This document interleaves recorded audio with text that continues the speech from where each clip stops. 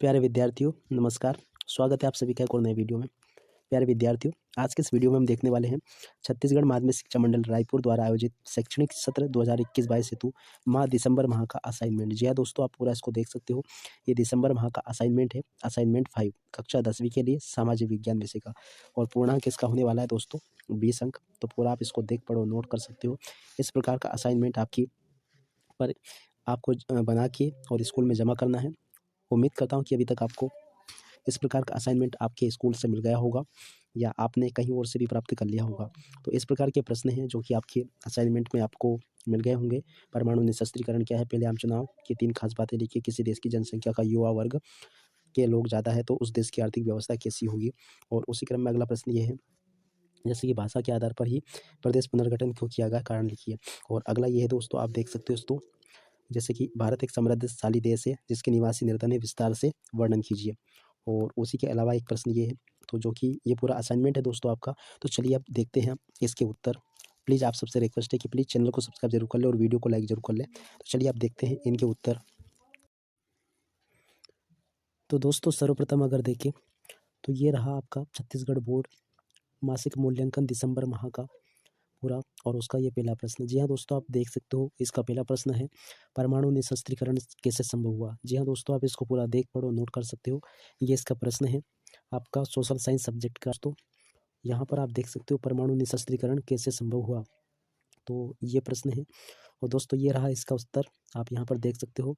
परमाणु निशस्त्रीकरण संधि एक युगांतरकारी संधि है जिसका उद्देश्य परमाणु हथियारों और हथियारों टेक्नोलॉजी का प्रसार रोकना, परमाणु ऊर्जा के शांतिपूर्ण उपयोगों के सहयोग को बढ़ाना, परमाणु निशस्त्रीकरण का लक्ष्य हासिल करने की दिशा में आगे बढ़ना है। आपसे सहयोग से परमाणु निशस्त्रीकरण संभव हुआ है। तो ये पूरा आपका जो प्रश्न क्रमांक 1 है उसका पूरा उत्तर है दोस्तों। आपको कहीं भी भटकने की ज़रूरत नहीं है, पूरा का पूरा सॉल्यूशन आपको इसी चैनल पर मिलने वाला है। तो इसलिए प्लीज़ आप सबको सबसे रिक्वेस्ट है कि प्लीज़ चैनल को सब्सक्राइब जरूर कर ले और साथ ही बेल आइकन को भी दबा लें, जिससे कि आप सबको हमारे द्वारा अपलोड होने वाले वीडियो बराबर मिलते रहे। प्लीज़ आप सबसे रिक्वेस्ट है, निवेदन है कि प्लीज़ चैनल को सब्सक्राइब जरूर कर लें। तो ये पहला प्रश्न हो चुका है दोस्तों आपका। अब इसी क्रम में देखते हैं अगला चुनाव। तो अगला प्रश्न देखते हैं इसी क्रम में। तो अगला प्रश्न ये था दोस्तों, पहले आम चुनाव की 3 खास बातें लिखिए। जी हाँ दोस्तों, प्रश्न क्रमांक 2 यही है कि पहले आम चुनाव की 3 खास बातें आपको लिखनी है। तो पहले आम चुनाव की 3 खास बातें क्या-क्या है, आप इसको देख सकते हो। पहले आम चुनाव की 3 खास बातें निम्न हैं। तो ये इसको हटा ले थोड़ा-सा, इसको निम्न लिख ले, निम्न है। ये मिसटाइपिंग की वजह से ऐसा हुआ है। तो पहली बात क्या थी, आप देख सकते हो यहाँ पर, पहली बार वयस्क मताधिकार का प्रयोग किया गया, ये पहली बात है। और दूसरा अगर देखें तो लगभग यहाँ पर देख सकते हो लगभग 2,24,000 मतदान केंद्र बनाए गए। कितने बनाए गए? 2,24,000 मतदान केंद्र बनाए गए हैं। और इसी क्रम में अगर अगला देखें तो यहाँ पर आप देख सकते हो लोकसभा और विधानसभा चुनाव एक साथ हुए। जी हाँ दोस्तों, कौन कौन से चुनाव हुए एक साथ? लोकसभा और विधानसभा के चुनाव एक ही साथ में करवाए गए। तो उम्मीद करता हूँ कि आपने नोट कर लिया होगा अच्छे से। अब बढ़ते हैं हम दूसरे प्रश्न की तरफ। पर दूसरा प्रश्न देखिए उससे पहले आप सबसे रिक्वेस्ट है कि अगर आपने अभी तक चैनल को सब्सक्राइब नहीं किया है तो प्लीज़ यार चैनल को सब्सक्राइब जरूर कर लीजिएगा। आपको कक्षा 10वीं के सभी विषयों के असाइनमेंट का फुल सॉल्यूशन आपको इसी चैनल पर मिल जाएगा। आप इस वीडियो की डिस्क्रिप्शन जरूर देखें, वहाँ पर आपको सभी विषयों के असाइनमेंट के वीडियो लिंक मिल जाएंगे, आप वहाँ से उसको देख सकते हो। तो पहला ये रहा, आप इसको नोट कर सकते हो। और उसी क्रम में अगर अगला देखें तो अगला ये रहा, आप इसको देख सकते हो। अगला प्रश्न ये दिया गया है, आप इसको नोट कर सकते हो। जैसे कि दिया गया है, किसी देश की जनसंख्या में युवा वर्ग के लोग ज़्यादा है तो उस देश की आर्थिक व्यवस्था कैसी होगी। जी हाँ दोस्तों, ये आपको बताना है कि किसी देश में अगर युवा वर्ग ज़्यादा है तो उस देश की आर्थिक स्थिति कैसी होगी। तो इसको अगर देखें तो स्पष्ट लिखा है, किसी देश की जनसंख्या में युवा वर्ग के लोग ज़्यादा है तो उस देश की आर्थिक व्यवस्था बहुत ही अच्छी होगी, क्योंकि युवा वर्ग अपने कार्यबल के जरिए उस देश को और अधिक साधन संपन्न एवं आत्मनिर्भर बना देंगे। वे यथासंभव अर्थव्यवस्था को योगदान देंगे और अपनी कार्यकुशलता से देश को और ज़्यादा मजबूत और सशक्त बना देंगे। तो ये पूरा प्रश्न है और ये उसका उत्तर है दोस्तों। तो उम्मीद करता हूँ कि ये आपने पूरा देख लिया होगा और नोट भी कर लिया होगा। चलिए मैं आपको 1 बाय 1 करके इनके स्क्रीनशॉट भी प्रोवाइड करवाता हूँ। एक स्क्रीनशॉट आप ये ले सकते हो, तो आप इसको देख सकते हो। एक स्क्रीनशॉट आप ये ले लीजिए। तो एक तो ये प्रश्न और उत्तर हो चुका है, और अगला स्क्रीनशॉट अगर चाहे तो आप ये ले सकते हो। ये पूरा प्रश्न है और ये उसका उत्तर भी है। और इसी क्रम में अगर अगला देखें तो अगला प्रश्न ये था आपने देख लिया होगा, ये उसका उत्तर भी है और ये प्रश्न भी है। तो अभी तक दोस्तों आपने 1, 2, 3 प्रश्न अच्छे से नोट कर लिए होंगे। चलिए बढ़ते हैं अगले प्रश्न की तरफ, जो कि होने वाला आपका चौथा प्रश्न।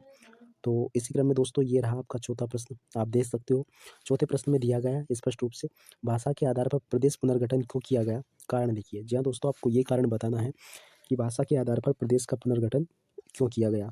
तो सर्वप्रथम अगर देखें दोस्तों, तो आपसे निवेदन है, रिक्वेस्ट है कि प्लीज़ और इसी प्रकार के वीडियो पाने के लिए आप लोग चैनल को सब्सक्राइब जरूर कर लें, जिससे कि आप सबको इसी प्रकार के वीडियो बराबर मिलते रहें।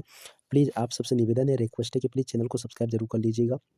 इस वीडियो के अंत में भी आपको एंड स्क्रीन मिल जाएगी, आप उसको देखकर भी अन्य वीडियो पर जा सकते हैं, वहाँ से भी आप सभी वीडियो को देख सकते हो। तो और इसी क्रम में अगला प्रश्न ये था, आपने जो देखा है, पढ़ा है, भाषा के आधार पर प्रदेश पुनर्गठन क्यों किया गया? कारण लिखिए। जी हाँ दोस्तों, इसका कारण आपको बताना है। तो इसका कारण क्या है?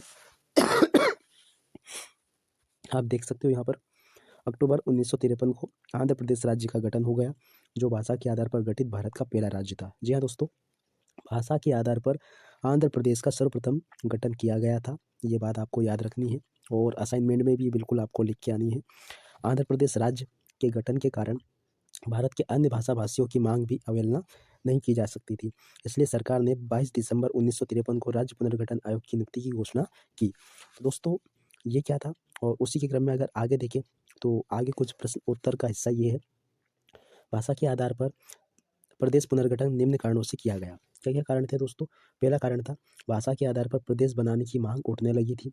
सभी अपनी भाषा को महत्व देकर अलग प्रदेश की मांग करने लगे थे। तो ये दो प्रमुख कारण थे जिस वजह से भाषा के आधार पर सरकारों को राज्य बनाने पड़े थे अलग अलग। तो उम्मीद करता हूँ कि ये प्रश्न भी आपने नोट कर लिया होगा। चलिए फिर भी एक बार एक स्क्रीनशॉट आप ये ले सकते हो, एक अगला ये ले सकते हो और एक अगला ये ले सकते हो। अब इसी क्रम में आगे बढ़ते हैं दोस्तों, और अगला ये प्रश्न देखते हैं, जो कि इसका लास्ट प्रश्न होने वाला है। भारत एक समृद्धशाली देश है जिसके निवासी निर्धन है, विस्तार से वर्णन कीजिए। जी हाँ दोस्तों, इसका आपको विस्तार से वर्णन करना है। तो ये पूरा प्रश्न है और ये उसका उत्तर है, आप देख सकते हो। क्या लिखना है? भारत एक धनी देश है किंतु यहाँ के निवासी निर्धन है। ये कथन उचित है क्योंकि जहाँ एक और भारत के पास प्राकृतिक एवं मानवीय साधनों की अधिकता है जो इसकी समृद्धि का द्योतक है, वहीं दूसरी ओर देश की अधिकांश जनसंख्या गरीबी की रेखा के नीचे जीवन यापन कर रही है। जी हाँ दोस्तों, तो इस प्रकार से आप इस प्रश्न का उत्तर भी लिख सकते हो, ये मैंने पूरा आपको बता दिया है।